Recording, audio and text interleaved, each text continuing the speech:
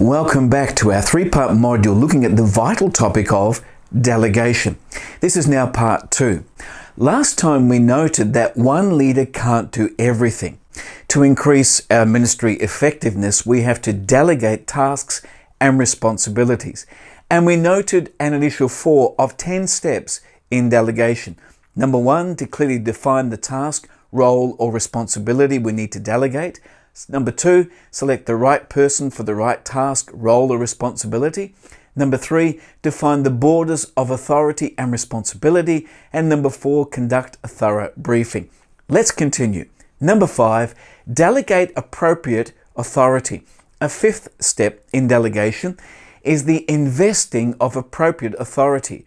Proper delegation of responsibility requires the investing of authority. People being delegated to a task or role need to understand the nature of spiritual authority. Its source is God's authority through Christ. Its motivation is to serve. Its purpose is to build up. Its goal is to lead the people into the fullness of God's purposes in them, Christ-likeness, and through them, mission and ministry. Its responsibility must be exercised correctly. When a team leader gives a person a task or role, we must make sure we tell them how much authority we are handing over, investing. Authority is needed to get the job done, but the parameters or limits of the authority need to be established up front. Let me illustrate. Please note the varying degrees of authority in the following 3 examples. Number 1, look into the problem, suggest 3 solutions, and I'll choose the best one. Or Number 2, look into the problem, tell me how you plan to solve it, and do so unless I tell you otherwise. Or number 3, look into the problem and tell me when you've solved it. In practical terms, this will mean that they will need to understand the scope, the borders of their authority, what they can do and can't do, what they are responsible for and not responsible for, what issues need to be communicated to the appropriate people, upwards and sidewards, who they are responsible to, and how to humbly, responsibly, and conscientiously exercise their authority. The key in delegating authority is to communicate and explain it clearly to the delegate and any appropriate people. Number 6, allow the person to carry out their role within the parameters of the task.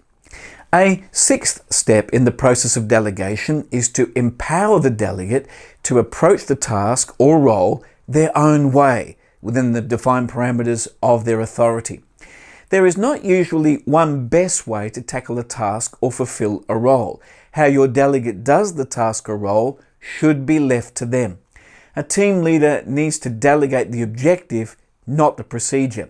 This is what I want you to do, not this is how I want you to do it.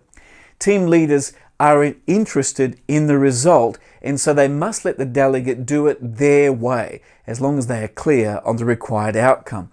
If the delegate knows what is expected of them, that is, the team's purpose, their borders of authority and responsibility, appropriate accountability, and lines of communication, they need to have the freedom to shape and develop the task or role their own way.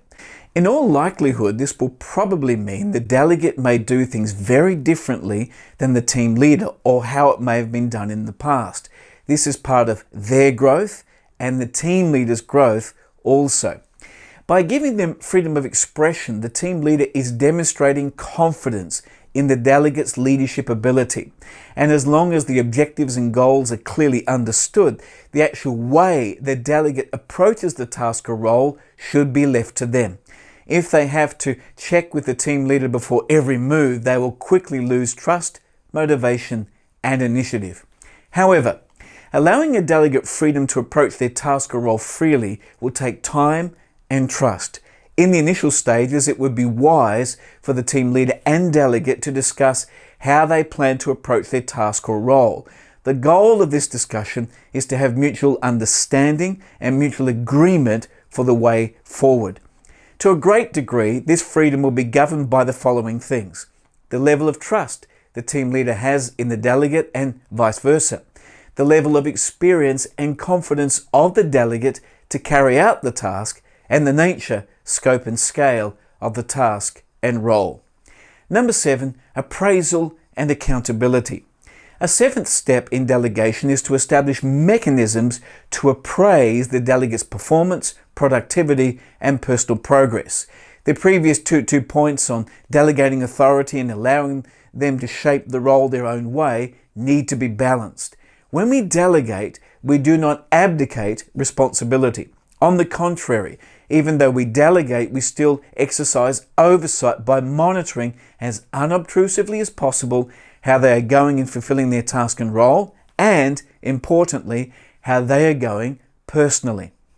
The team leader must lovingly and constructively conduct honest and comprehensive appraisals and feedback. As the old adage goes, people often don't do what we expect, they do what we inspect. This should be done in a personal, encouraging, and honest environment. The purpose of such appraisals is not just the effective accomplishment of a task, but also the development of the delegate. It is best to agree on the way in which these appraisals will take place, and here are some suggestions for what types of things can be discussed in the appraisal. How they are going to fulfill their task or role. How are they personally? Are the goals being achieved? Are they leading or functioning effectively?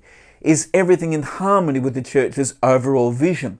What have been their biggest challenges? What are areas of improvement? And how can you, as team leader, help them? Feedback, however, should be two ways. Not only should a team leader have the freedom and right to provide positive or corrective feedback, but the delegate should also be able and encouraged to speak freely and openly without fear of reprisals or rejection about strategic ideas or areas of concern.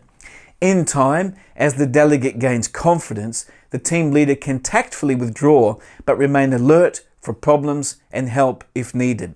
The team leader should be accessible but not meddlesome. Be appreciative of a job well done by recognizing and affirming their good work privately and publicly. Sincere recognition and encouragement will increase a person's effectiveness and our ability to work things through with them. Number 8, communicate to the appropriate people. An 8th and ongoing step in delegation is to communicate to the appropriate people at the appropriate time. When delegating a task or role to a person, always advise the relevant people by asking who needs to know by when, who is the best person to tell them, what is the best means to tell them, for example, email or a public meeting. Take time to listen to any feedback and respond accordingly. Generally, the process of delegation will involve communicating to the following people. To the person being delegated, this would be first and foremost.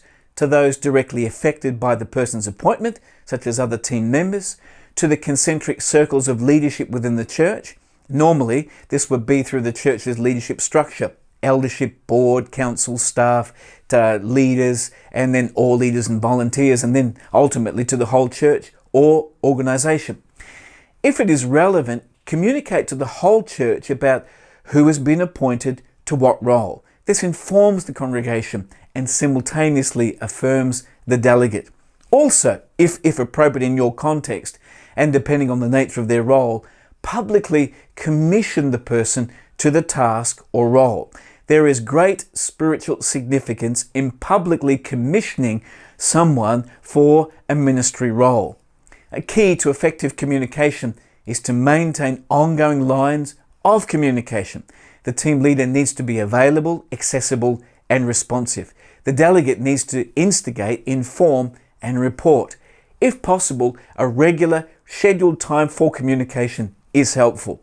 If face-to-face communication is impractical, both parties should work out which is the best means and methods to communicate. The quality of the communication between the team leader and delegate will govern the quality of their relationship and the process of delegation. On that note, we'll conclude part 2. Next time we'll look at the final 2 steps in delegation, and we'll have a look at what to do if and when the person you've delegated to makes a mistake. See you then.